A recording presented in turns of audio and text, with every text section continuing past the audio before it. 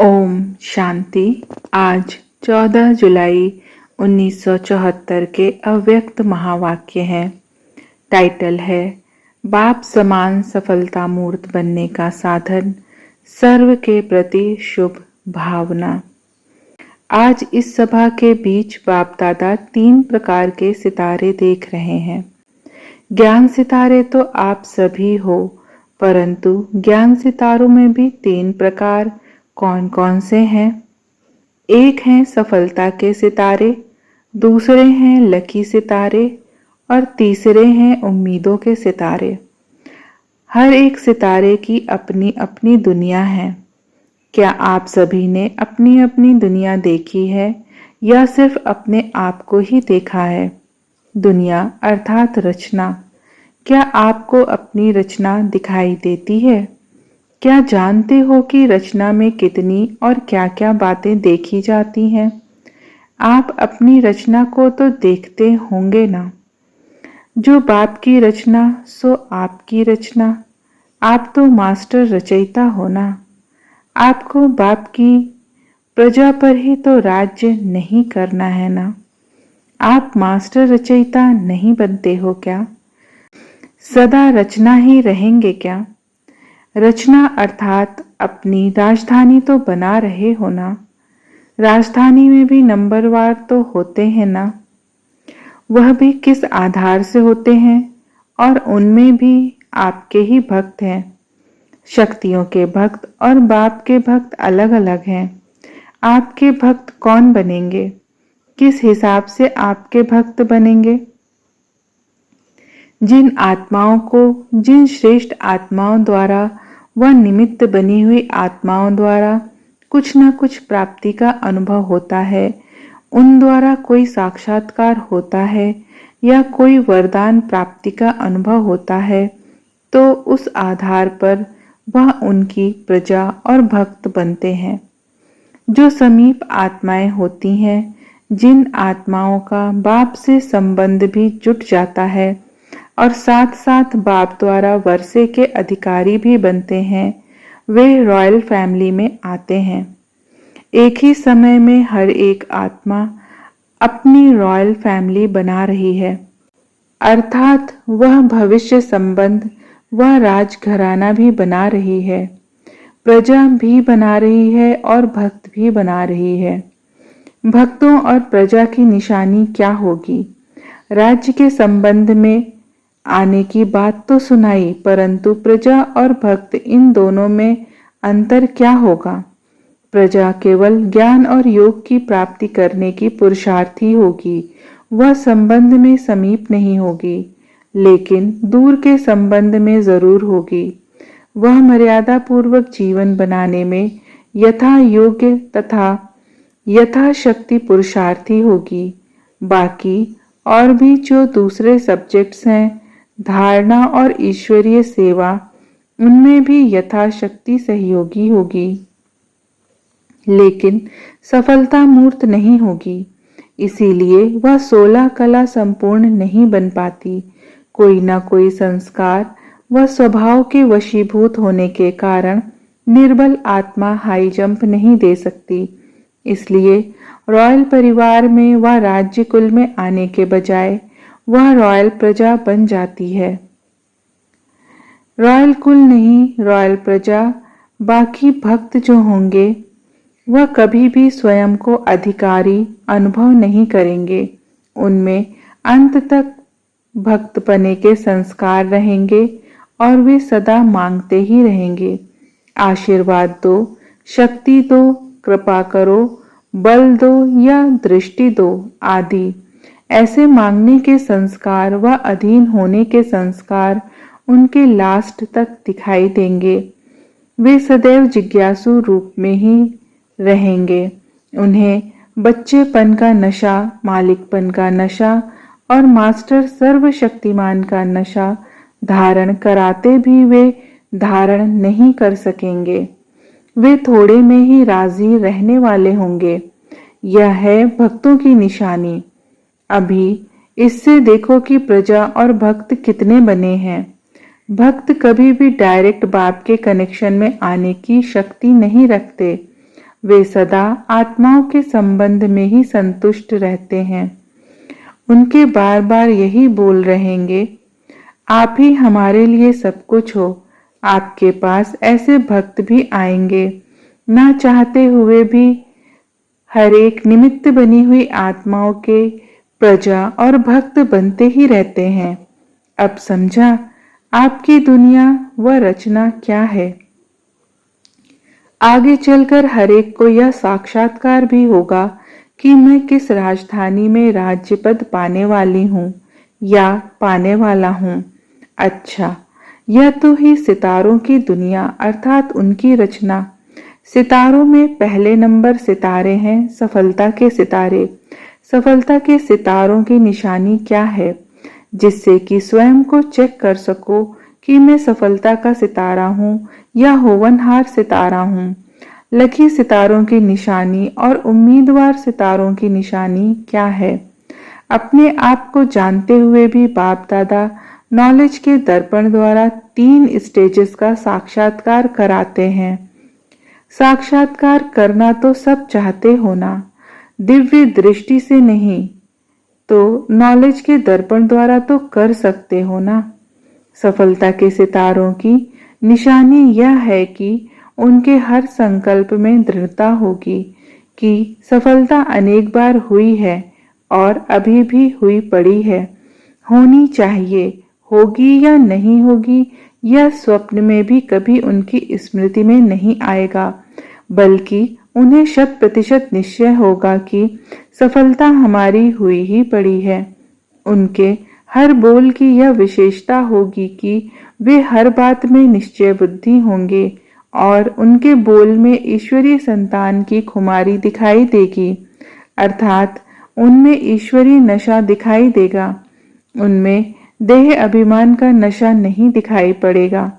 उनके बोल द्वारा संशय बुद्धि वाला भी निश्चय बुद्धि हो जाएगा, क्योंकि उन्हें एक तो ईश्वरीय खुमारी है और दूसरा उनका हर बोल शक्तिशाली होता है। उनके बोल साधारण व व्यर्थ नहीं होते और उनका हर कर्म तो श्रेष्ठ होता ही है, लेकिन उनमें विशेषता यह होगी कि उनके हर कर्म द्वारा अनेक आत्माओं का पथ प्रदर्शन होगा। जो गायन है कि जैसे कर्म हम करेंगे हमको देख और सभी करेंगे, ऐसे उनके हर कर्म अनेक आत्माओं को एक पाठ पढ़ाने के निमित्त बन जाएंगे और उनका हर कर्म शिक्षा स्वरूप होगा। इसको ही कहा जाता है समर्थ कर्म। ऐसे संकल्प बोल और कर्म वाला ही हर बात में सदा स्वयं से संतुष्ट होगा। संतुष्ट होने के कारण ही वह हर्षित भी होगा, लेकिन उसे हर्षित बनाना नहीं पड़ेगा, बल्कि वह स्वतः ही सदा हर्षित होगा। ऐसे सफलता मूर्त से अन्य आत्माएं भी सदा संतुष्ट रहेंगी। उनकी अर्थात उन सर्व की संतुष्टता की सफलता प्रत्यक्ष फल के रूप में दिखाई देगी। भविष्य फल नहीं बल्कि प्रत्यक्ष फल। ऐसे सदा हर्षित आत्मा को देखकर अन्य आत्माएं भी उनके प्रभाव से दुख व उलझन की लहर से बदलकर हर्षित हो जाएंगी। अर्थात ऐसी आत्मा के संपर्क में और उसके समीप आने से अन्य आत्माओं पर भी हर्ष का प्रभाव पड़ जाएगा। जैसे सूर्य के समीप व सम्मुख जाने वाले के ऊपर न चाहते भी किरणें पड़ती रहती हैं, ऐसे ही सफलता मूर्त के हर्ष की किरणें अन्य आत्माओं पर भी पड़ती हैं। अर्थात जैसे कि बाप के संग का रंग 1 सेकंड में अनुभव करते हो, अर्थात जब योग युक्त होते हो तो बाप का संग लगता है और उसके रंग का अनुभव होता है। ऐसे ही सफलता के सितारों के संग का रंग अन्य आत्माओं को भी अनुभव होता है। यह है सफलता मूर्त व सफलता के सितारों की निशानी। दूसरे हैं लकी सितारे। उसकी निशानी क्या होगी? लकी सितारे विशेष रूप से बाप के स्नेही, बाप के चरित्र, बाप के सर्व संबंधों के रस में ज्यादा मगन रहते हैं। उनके संकल्प भी ज्यादा शक्तिशाली नहीं, लेकिन स्नेही होंगे। उनकी स्मृति रूप में भी बाप के मिलन और बाप के चरित्रों का ज्यादा वर्णन रहेगा। उनकी बीज रूप स्टेज कम रहेगी, लेकिन अव्यक्त मिलन, अव्यक्त स्थिति और स्नेह भरी रूहान इसमें वे ज्यादा रहेंगे। ऐसी आत्माओं को स्नेह के कारण और संग तोड़ एक संग सर्व संबंध निभाने के कारण ही सहयोग प्राप्त होता है। उन्हें बाप के सहयोग के कारण मेहनत कम करनी पड़ती है और प्राप्ति अधिक होती है। वह सदैव ऐसा अनुभव करते हैं कि मेरा लक अच्छा है, मुझे बाप की एक्स्ट्रा मदद है और मैं तो पार हो ही जाऊंगी। मेरे जैसा स्नेह किसी का भी नहीं है। सहयोग होने के कारण उनके बोल फलक के होते हैं। पहले नंबर वाले में झलक होती है, दूसरे नंबर वाले में झलक नहीं बल्कि फलक होती है। वह बाप समान होते हैं और यह बाप स्नेही होते हैं। लेकिन सहयोग क्यों और किस आधार पर मिला या वे लकी भी क्यों बने, इसका मूल आधार सर्व संबंध तोड़ एक संग जोड़ना। इस संबंध में वे अटूट और अटल हैं, इस कारण उनको लकी कहा जाता है। सफलता मूर्त के बोल होंगे, यह तो हुआ ही पड़ा है। और लकी सितारों के बोल होंगे, हाँ मैं समझता हूँ यह अवश्य होगा, बाप मददगार बनेगा। यह है दूसरी स्टेज। तीसरे हैं उम्मीदवार सितारे। ऐसी आत्माएं सदा सफलता प्राप्त न होने के कारण उम्मीद रखती हैं कि करूंगा जरूर, पहुंचूंगा जरूर, वह बनूंगा जरूर, लेकिन बीच बीच में कहीं रुकते भी हैं, अटकते भी हैं और कभी कभी वे दिल शिकस्त भी होते हैं। अनेक प्रकार के भिन्न भिन्न विघ्न आने के कारण कभी वे घबराते हैं और कभी वे महावीर बन जाते हैं। कभी बाप के मिलन का उन्हें नंबर मिलता है और कभी उन्हें मेहनत के बाद मिलता है, इसलिए उनका तीसरा नंबर कहलाएगा। वह सदा हर्षित नहीं रहेगा और वह सदा संतुष्ट भी नहीं रहेगा, लेकिन उम्मीद कभी नहीं छोड़ेगा।